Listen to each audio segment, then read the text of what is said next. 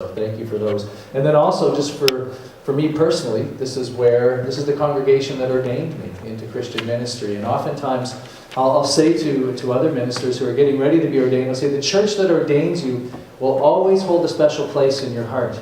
And part of the reason that is because I was really bad when I first started out. I'm not saying I've gotten a whole lot better, but I can remember the very first night of high school youth group standing right here, and the high school kids kind of filled this wedge of the sanctuary.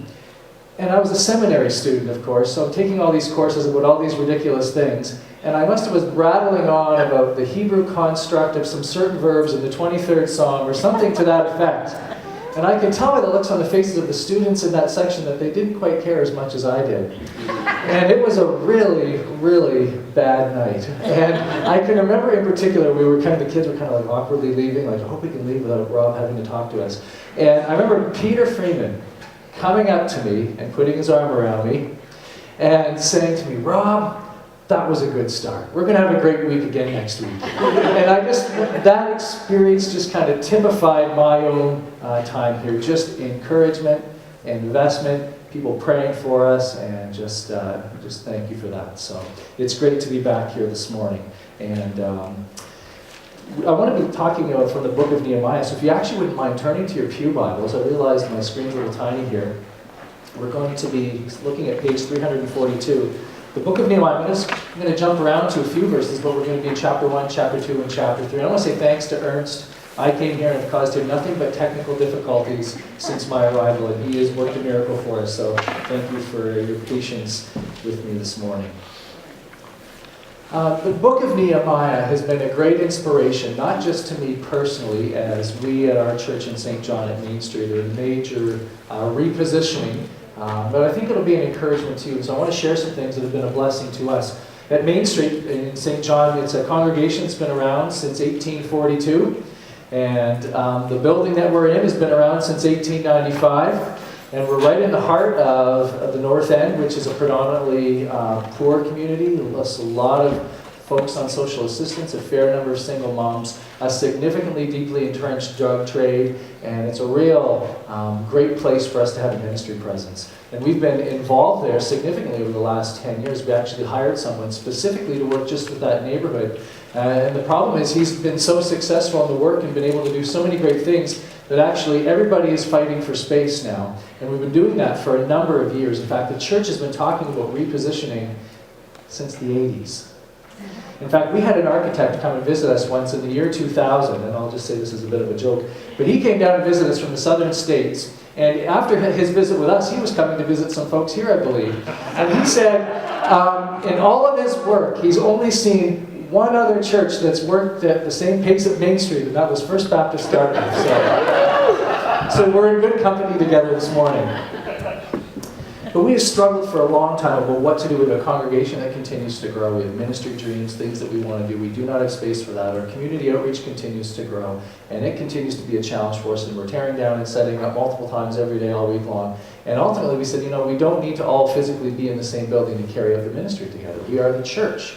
And the church is where the people of God are serving people. And so we're going to be building a new facility. It's almost completed. I'll show you some pictures here in a little bit.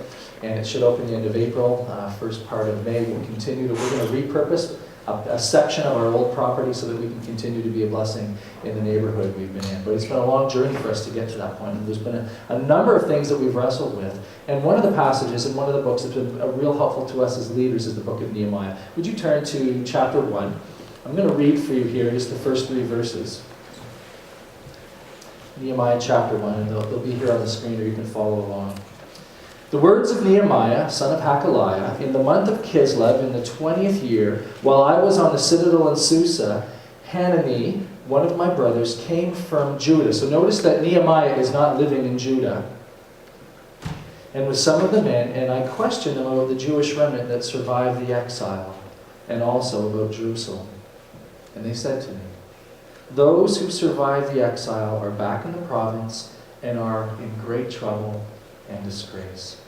The wall of Jerusalem is broken down, and its gates have been burned with fire. When I heard these things, I sat down and wept. For some days I mourned and fasted and prayed before the God of heaven. It's hard for us to imagine the symbolism here of a wall being down, and really who cares, right? But in the ancient world, a wall meant security. A wall was a sense of identity. A wall meant, we're doing something here where people were to be taken seriously. And when the Israelites came back after being in exile and came to Jerusalem and the wall was knocked down, nobody would have taken them seriously. They would have been a joke to absolutely every other nation in its vicinity. And so for Nehemiah to have this sense that the wall has been torn down and it continues to be torn down was heartbreaking for him. And for Nehemiah, it wasn't rocket science that he had to figure out what he needed to do. He did not need to take a long time to say, God, what is it that you would want me to do? He knew the mission that he was going to be called to was going to be called to rebuild that wall, to help establish this identity and help establish this purpose for his people again. And I think the motivation for Nehemiah was significant. It's interesting to me that he didn't live in Jerusalem. So this was not something that Nehemiah saw was a great need for him personally. This was a need that he saw for other people, for his own people, for really the next generation of people. But what strikes me in these verses is that Nehemiah saw something that needed to be done. He saw a great need amongst his people. And I know that's true of this congregation, and it has been for many, many years. That this congregation has always rallied to the cry of the spiritual needs of this city and of this community. That this church on many different occasions has done all kinds of ministries, some of them very innovative and brand new, to try to engage your neighborhood, to try to engage this whole city of Dartmouth, and try to make some opportunities that people might find faith in Jesus Christ. Because you see the need, and there's been a sense of burden about that. A sense that this can't go on. We can't sit by and let this situation continue to happen, and we'll just kind of continue to have our services and pretend that it doesn't exist. That's not in your DNA. I know that about you. And I know that's continuing to spur you on even now as you consider this relocation, is the sense that there's an incredible need in our city, and what are we going to do about it? And I guess I want to ask you this morning, Nehemiah was heartbroken about the needs that he saw in the city, and I say, what are the needs in this city that break your heart? What are the needs of this next generation that weigh heavy on your heart and mind? When you look around and you hear the news clippings and you talk to your neighbors or your coworkers and hear them talk about the needs in their family, which of those needs are a burden to you, like Nehemiah experienced? And can I suggest to you this morning, if you have nothing that bugs you, that should bug you? If there isn't anything that weighs on your heart, that maybe you should ask the Lord, Lord, give me a Nehemiah moment. Place something on me that will be like a burden to me until it gets resolved, or until I see us as God's people in this city respond to it in some way. Nehemiah, living far, far away, hears about his people, sees their distress, sees their disgrace, and it's a burden to him. And he chooses to do something about it. The second thing that I love about this passage, and I'll get you to turn to chapter 2, and we're going to look at verses just 11 and 12, is that Nehemiah felt called to do something. He could not sit by and just let this thing go on. He felt that the Lord had called him specifically to be a part of the solution. That he actually believed that God could work through him and through the few guys that he was working with at that time to accomplish something significant for the Lord's kingdom. Let's look at chapter 2, just verses 11 and 12 together. This is a little bit while later after Nehemiah has had this great burden. It says, I went to Jerusalem, and after staying there for 3 days, I set out during the night with a few men. I had not told anyone what God had put in my heart to do for Jerusalem. I love that phrase. What God had put in my heart to do. And I wonder this morning, what has the Lord put in your heart as a congregation to do? What has he called you to as a community of faith? Nehemiah in his mind was going to build a wall. But he knew in his heart that God was going to build something more than that. And I know that's part of your vision as well. No church pastor ever gets into ministry so you can build a building. Trust me, we are almost done this one, and I'll be so glad when that stupid thing is finished. It has been a pain from beginning to end. And never in my wildest dreams did I ever say, man, I can hardly wait to go and build a building. There is so much ministry that we want to do. And this is going to be the environment that we're going to be able to do it. Trust me, we will be thrilled when we finally are able to use that space. But no one wants to build buildings. And I know that's not your desire either. You want to create opportunities so that you can minister to people. So you can provide the kind of environment so that ministry can happen and so that life change can happen. What I love about Nehemiah's vision is it wasn't a vision for him. It was for other people. He didn't even live there. What did he care if the wall got built or not? He was living in a king's palace. He had everything he could ever want. The place that he lived had a lovely wall around it, best money could buy. But it was other people that he wanted to be used by God so that he could bless other people. His ministry vision was others focused. And I know that's true of this church too. Your desire to move forward isn't so that you can have swankier parking spots, closer to the door, so you can have a better seat and have all that jazz. That's not been your vision. I know that. It's your vision so that you can minister to other people. So you can minister to the next generation of people here in this city. That God would use this congregation to minister to people that you don't even know and that you haven't even met yet. But the Lord has in mind. And the Lord will lead you to them and provide opportunities for you to make connections to them. And you will have opportunities to see them grow in their faith. Opportunities for them to someday become just one of the people who've always been part of First Baptist Dartmouth. And they've raised their kids here. And now there are seniors here. And that is the Lord's vision. To continue to use this congregation to minister to other people. And the temptation throughout the book of Nehemiah was to play it safe. There was people that said to him, it's a lot of work. It's going to cost you a lot of money, Nehemiah. We don't really have the people. We don't really have the committees to do all that kind of stuff. That's not really our expertise. Hey, we just got the tar pounded out of us for the last 70 years. Living in exile, we've got nothing to work with. Who would care about a bunch of people like us? And Nehemiah says the Lord cares. And he's going to do something great in our day. Not that we can have it better, but so that we can continue to carry out our calling to be a blessing to other people. There's people at Main Street in our church who have said to me all along, let's just not go through all this hassle. Let's just play it safe. Things aren't that bad, are they? And I say, no, not for you. You know exactly which time to get here so you can get the very best parking spot. You know which corner of the block so-and-so leaves to go for coffee on Sunday morning and you can steal their spot and get in here. And you know exactly where to go and exactly how things work. But this isn't about you. This is about our city that God has called us to serve and to be a blessing to. Faith, by its very nature, requires risk. And the book of Hebrews has a long list of people who are honored for their faith. And faith will always require sacrifice. And I don't know if you've ever noticed in the book of Hebrews, there's no list for people who played it safe. There's no list of people who, when the Lord called them to step out in faith, said, nah, I think we're good. I think we'll stay put. That's going to cost money. It's going to be a real nuisance. It's going to require work, and it's going to require change. I think we should just kind of hang in there. There's no list for people like that.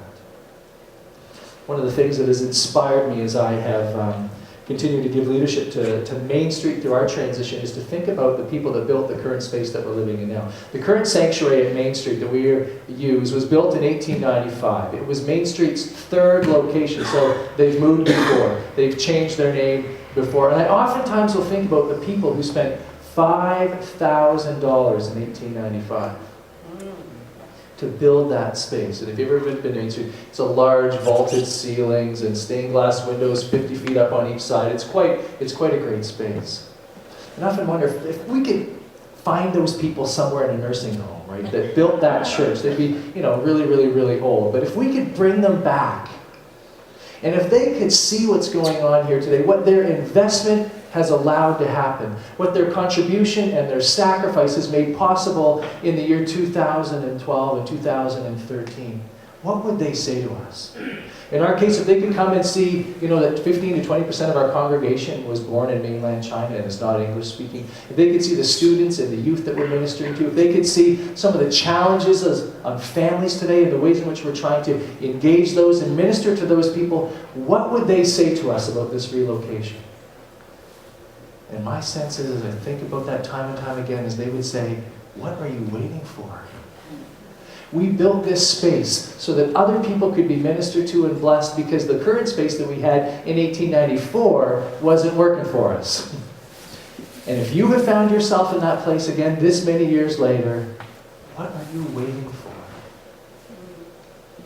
And I think so often as churches, we overestimate the risk and we underestimate the reward. We are great at thinking of all kinds of reasons why we should never do anything. And so often we underestimate the reward of God as His people step out in faith to carry out His work to be a blessing to their city. The third thing that I love about this passage, and we invite you to turn to chapter 3, verses 1 and 2. And I'm going to ask you, actually, if you would read this with me. It's going to be really hard and really, really bad. But just, would you bear with me? Would you humor me just for a second? I promise there's a point to this other than us all just kind of stumbling over all these Hebrew words together. And I've got the same translation here as is in your Bible. So just the first few verses. Could we read this together? And I'll make as many mistakes as you would. Eliashib, the high priest, and his fellow priests went to work and rebuilt the sheep gate.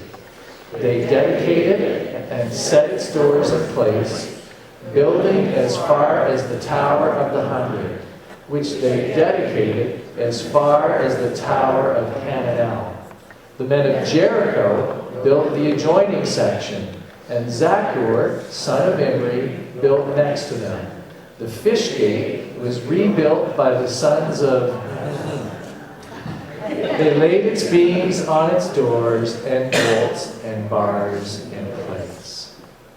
Now, when we read this passage, and it goes on, we could have read more, we're tempted to skip over this because we think this is the boring part of the Bible, right? I'm guessing that for Nehemiah, this was his favorite verses. These were the people who made the vision happen.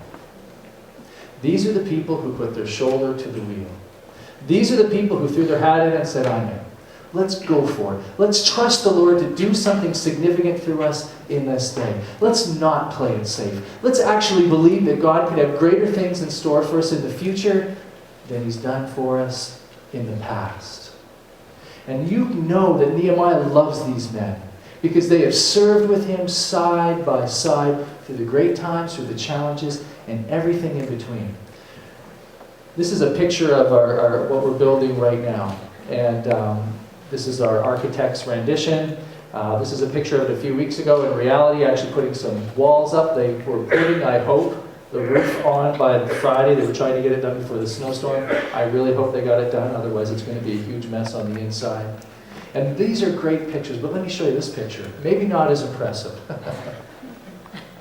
But these are the guys that are getting it done. These are the people who, this is a picture of us at 6 a.m. up on the new property as we would go around and walk around it and pray for the Lord's blessing. These are the people who are answering emails, sending letters, going to meetings, leading teams, taking care of business.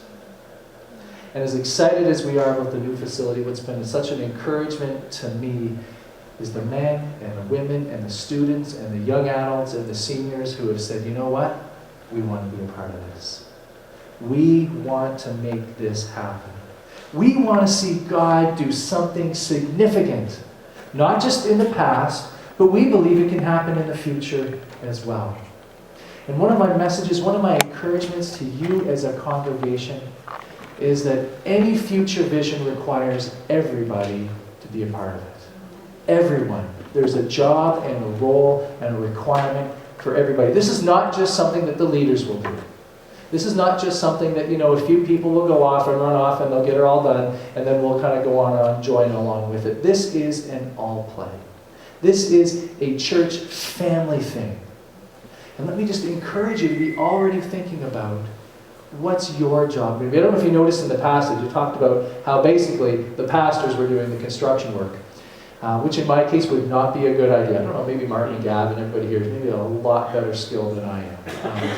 But they have said to me in the building of our new building, just, we'll keep you informed. We'll copy you on all the emails, and that'll be about as much as you need to be involved. And that's probably a really good thing. But the point of the passage was that the guys were doing stuff that were above and beyond requirements. And everybody was chipping in to make it happen. And let me just encourage you in that same way. There's going to be volunteer requirements. There's going to be leadership responsibilities that need to be filled. And the Lord is going to start speaking to you about some of those even now and saying, you're going to need to step up. You're going to need to do your part. There's obviously going to need to be a financial requirement. When I think about our family and when we kind of started praying about the campaign and started thinking about, Lord, what is it that you're going to ask of us? Our little family of 6. To be a part of this project, and Joy kind of wrote some numbers down. And as I kind of started visiting with other guys on the leadership team, we started talking about, all of us found about the same thing, that we all ended up kind of pledging about 30% more than we ever started talking about at the first steps. That the Lord moved us and challenged us to do something that would require faith. And I have been challenged so many times by the members of my congregation who have given above and beyond and stepped out in faith in ways, honestly, that have embarrassed me by times. There's going to need to be an opportunity for people to be open to the change. In our context, I'll be really honest with you. Not everybody was high-fiving me when we announced that we were going to the congregation. You can be assured of that, okay? There was a lot of questions about everything under the sun. And what we found was a strong emotional sacrifice that needed to be made as well. Not just a financial one, not just a time one, not just a leadership one, but an emotional one as well. Because people were baptized in that church. They were married in that church. Their kids were married in that church. Their grandkids were baptized in that church. And on and on and on. And I get that. I get that. As I'm here, I can picture my first baptism there. I can picture, my first sermon here. I can picture on and on and on. And there became a point for many people, and some of my favorite moments as we've been leading this process forward have been with people who started out by saying, I won't throw rocks at you, but I'm not really thrilled. And who over the last 3 years have had me into their home to say, well, Rob, the Lord has been at work in my heart. And I've been open to praying to Him about this. I've been open to hearing Him speak on this matter. And we've been doing some business. And I think I'm ready to say I want to be a part of this. Those conversations to me are my absolute favorite. Because they were open to the Lord speaking to them. They were open to having their faith challenged. They were open and honest. And it's been an amazing thing. So this morning, do you see the need in your city? The spiritual need in your city for a church that says we don't exist for ourselves. We're not here to make stuff for us. We want to be a blessing. We want to see God do something significant. Do you see the need? Do you realize how God might call you to be a part of that? And the role that He's going to ask you to play in this exciting adventure. And lastly this morning, are you going to get involved and be a part of it? Let me just share 2 quick stories for you that just kind of have been my favorites as I close here today. A number of months ago, we had a couple that had been attending the church for a long time at Main Street. They'd be probably late 60s, close to their 70s. They're retired folks, and they had received a major financial setback. They had made a commitment to the capital campaign, but they came to me one Sunday after church and said, we've had to sell our place, we've had to move in with our son. I don't know how we're going to be able to carry this out. So we were like, sure, that's absolutely fine. No worries. How can we pray for you? How can we support you through this? About 3 weeks later, they came to me after church again, and she had this box with her. And she said, Rob, I want you to have this, and I want the folks at the church to go get it appraised, and I want you to sell it, I want you to give the proceeds to the campaign so that we can kind of continue to make our commitment.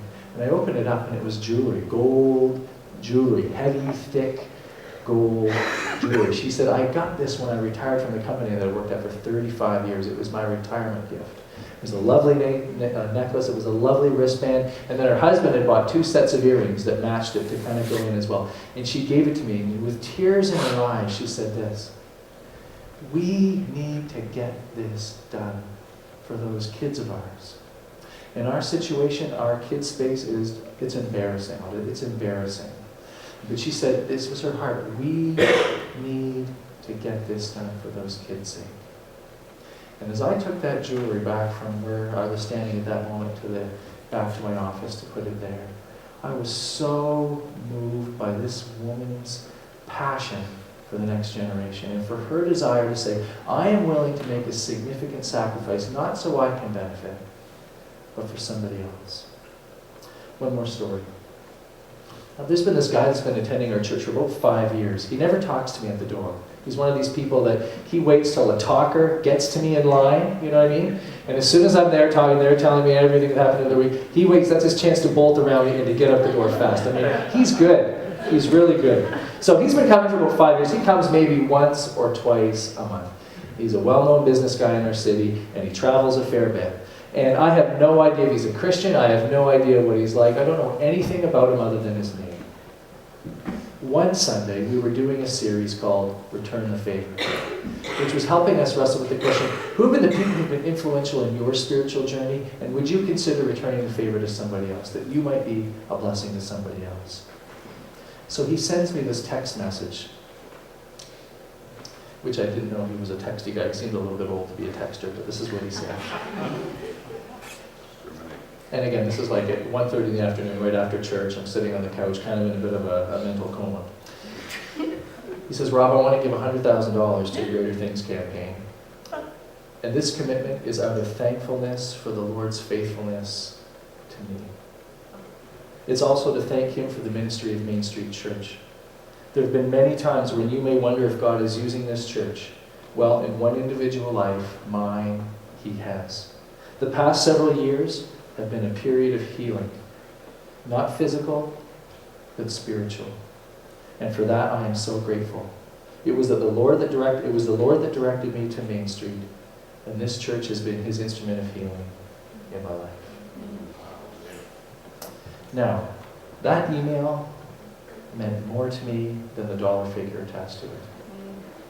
Because at the end of the day, everything we do is about seeing Christ set people free and transform lives. That is at the heart of our calling, and I know that's at the heart of your future vision too, is that you would see people set free by the power of Christ. And so this morning, I just want to say to you how excited I am for you, how encouraged I am at your step of faith, and to know that I will be praying for you, our staff will be praying for you. There's going to be churches all over this region that will be praying for you as well. That God would do greater things in the future than He's done in the past. Let us pray.